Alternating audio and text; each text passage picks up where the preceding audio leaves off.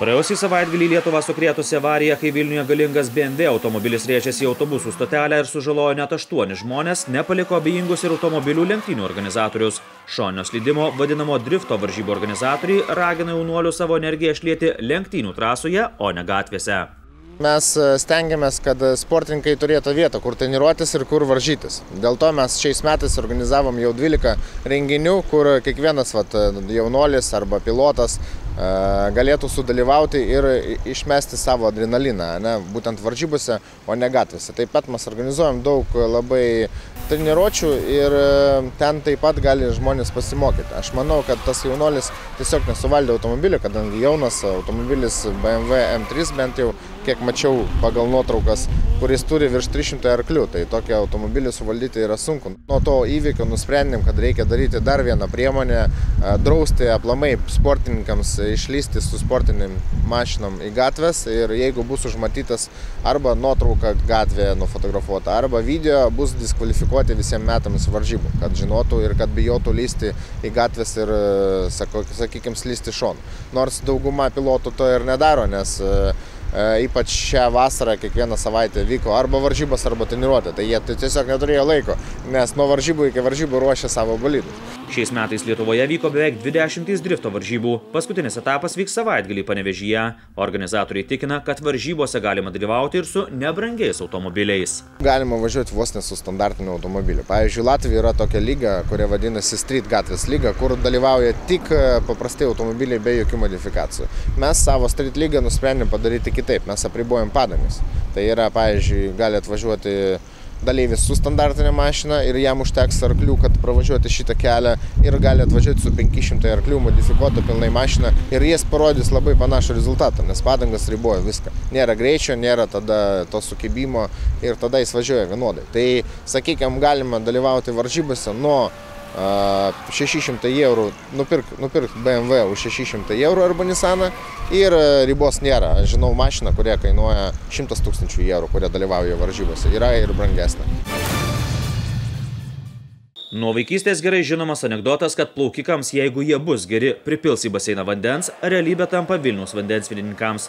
Net 19 metų sostinėje vykęs tradicinis Baltic Amadeus taurės turnyras, kuriame varžysis 8 valstybių rinktinės, šiais metais priverstas keltis į Elektrėnus, nes griūvančiame Vilniaus Lazdynų baseine vandensviedininkai gali žaisti tik vėlai vakare. Žodžio išvijo nėra, mes ten esam, bet sąlygos mums yra labai prastos, kadangi mūsų treniruotės vyksta tik tai 9:30 vakare ir treneriai grįžta namo vos ne 12 valandą. Ir Vilniaus miesto savivaldybei dabar pasikeitė sporto valdžia ir beveik nėra su ko kalbėti, kadangi skolos, kurias yra savivaldybės baseinui, yra darnos ne nuo pernai metų turnyro. Ir baseinas, aišku, jį galima suprasti, komerciniais pagrindais pagrindė dirba sportui, vietos jau visiškai beveik nebėra. Ir tokiom sąlygom, kai neįsileidžia į baseiną arba reikalauja tokių pinigų, kurie vandensviedžio nei federacijai, nei Vilniaus miesto federacijai nėra įmanoma tokių didelių pinigų sumokėti, ieškam alternatyvą, tai mūsų išsigelbėjimas yra Elektrėnai. Ir mes busim priversti vežiuoti visas komandas kiekvieną dieną iš Vilniaus sužaisti Elektrėnuose ir grįžti atgal į Vilnių. Vandensviedininkai negaili karčių žodžių šalies ir ypač sostinės valdžiai. Su olimpinė čempione plaukikė Rūta Meilutytė besifotografuojantys politikai nuolat žarsto pažadus, kad bus statomi baseinai. Tačiau jų kaip nėra, taip nėra. Nors neturi normalių treniruočių sąlygų, Lietuvos vandensviedininkai gan sėkmingai varžosi tarptautinėse varžybose. Europos čempionato atrankos turnyre Lietuvos rinktinė per 3 rungtynes iškovojo 1 pergalę ir liko tik per žingsnį nuo vietos kitame atrankos etape. Rinktinę mes atjauninam, bet kaip ją išlaikyti, tai labai problematiška, kadangi jaunimas, žinot, kaip dabar ir į užsienius išvažiuoja ir viską profesionaliai, pusiau profesionaliai. Turim žaidėją tik tai vieną, Janą Bakalą, kuris žaidžia Vokietijos, reiškia, klube ir kovoja Europos čempionų lygoje. Ir tokių žaidėjų mus galėtų būti ir daugiau, bet su tokiom sąlygom, kad treneriai treniruotės turi tik vakarais, baseinų trūkumų, mums labai sunku, nes tas masiškumo tokio pas mus nėra. Kitais metais Lietuvos vandensviedis švęs 85 metų jubiliejų.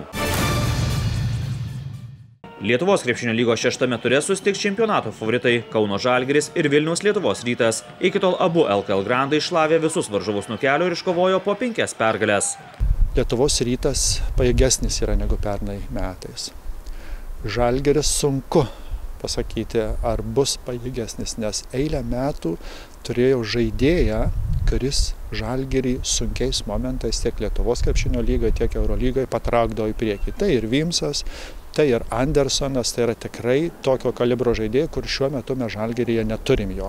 Aišku, kiti žaidėjai, kurie atėjo, jie žymiai pajėgesni negu kad buvo anksčiau. Tai yra 6. žaidėjas nuo suolo, 7. žaidėjas nuo suolo. Jie gali ir startiniam 5 žaisti. Tai ar tai kompensuos visą tą, ką, sakykime, vieno pajėgaus žaidėjo neturėjimą, tiesiog ir matysim šitoj dvikovoje. Analizuodamas konkrečius abiejų komandų žaidėjus, Šarūnas Sakalauskas įžvelgia nedidelį Žalgirio pranašumą. 5. pozicijoje vidurio puolėjai, manyčiau, kad abi dvi komandos yra lygos. Tiek Robertas Javtokas su Vojuku, tiek Antanas Kavaliauskas su Gudaičiu. Turėtų būti labai įdomi mikrodvikova ir pranašumo nėra. 4. pozicijoje manyčiau, kad vis tik tai Žalgiris pajėgesni yra, nes tai Paulius Jankūnas su Motumu, abudu tikrai stiprų žaidėjai ir čia Lietuvos Rytas galėtų turėti tokių lengvų problemų, nes tiek Korelikas, tiek Lavrinovičius yra kitokio stiliaus žaidėjai. 3. pozicijoje Ulanovas su Gailiu. Labai skirtingo stiliaus žaidėjai. Vėlgi, Gailius iš toli ir gerai pataiko, Ulanovas iš arti ir gerai ginasi ir gerai taip pat pataiko. Na, o 1.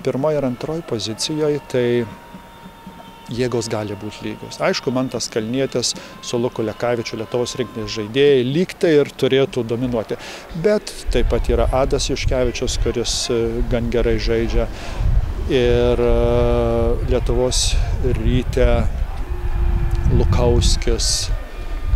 Taip pat šitoj pozicijoje, manyčiau, lygios mikrodvikovų bus. Prieš dvikovą su Lietuvos Rytu Žalgirio krepšininkai turės vos 1 dieną poilsio po Eurolygos rungtynių. Vilniečių Europos taurės rungtynės žaidė antradienį ir iškovojo lengvą pergalę Vengrijoje.